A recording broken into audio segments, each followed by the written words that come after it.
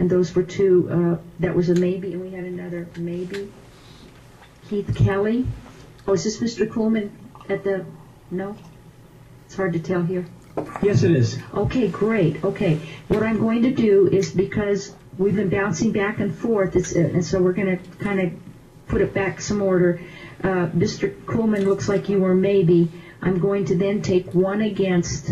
I'm going to then, because that balances out the for and against from down south, then I'm going to come back north. We have a witness who signed up, and then I'll go back south again. We'll get back on track about those who support and those who oppose. Okay, and it's Mr. Okay, Mr. Kelly. Okay, anyway, Mr. Coleman, if you'd go forward, state your name, spell it, and if you do have affiliation, please state that as well. My name is Mark Coleman. It's spelled M-A-R-K. My last name is C-O-O-L-M-A-N. I am an Executive Vice President with Western Risk Insurance. I am a happy homeowner. I also am a member of the Community Association Institute's LAC Committee. And I was also a member of Senator Copeland's working group. And I would like to thank the Senator for the opportunity to work on this particular piece of legislation.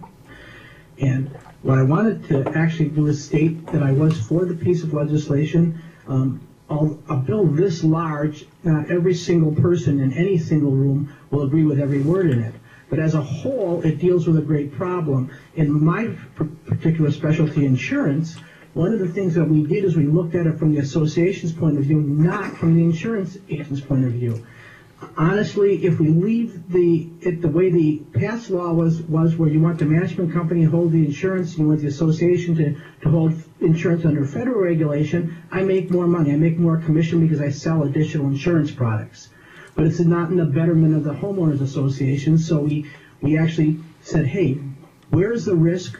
Who under insurance contracts should handle this, and should it's the association's property? And we looked at it from the point of view, a global point of view of the association, to save it the most money and give it the most protection. And I think every section of this particular bill was looked at in the same light. So I just want to state my support. Any questions, committee? Any comments? Thank you very much. And we have one of the people I called, hopefully at the table. Oh, we have two people at the table. Okay. We're going to come back north after this witness, and then we'll come back south. So please identify yourself and any affiliation. Spell your name, too, please, for the record, and begin. Okay. My name is Keith Kelly, K-E-I-T-H, K-E-L-L-E-Y. I, too, was a proud member of the committee, and I'd like to, again, thank Senator Copeland for putting this work group together. I was one of 5 realtors that were included within this group. In the past, I was a local association president. In 2004, I was president of the Nevada Association of Realtors. And in 2009, I was a regional vice president for the National Association of Realtors. And I was always kind of given a hard time because 4 of my 6 states are leaders in foreclosures and short sales. I am also a licensed property manager, and I am an REO agent for several banks. Again, I support most of the bill, but I do have some concerns. I have been advised that there is proposed legislation and perhaps some PDRs that may be coming forward, so you may see me testify again in the future. The current economy has made many changes in the way that we do business and in the way that we live our lives today. My first short sale was actually done in 1987. First, let me address my concerns as a property manager.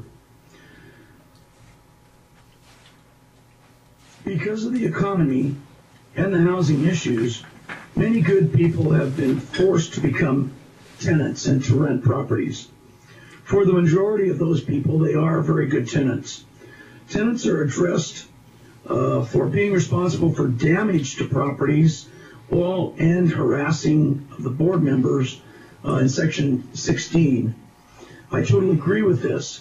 However, I have also seen tenants harassed by some of the HOAs, and that's unfortunate, and it's only a small majority. And I am not a large property manager, but I do manage properties for military personnel that are serving overseas in Afghanistan as well as Belgium. And some of the problems that we have with those owners and their tenants could be handled very easily if we can get the management companies to speak and communicate with me as the property manager.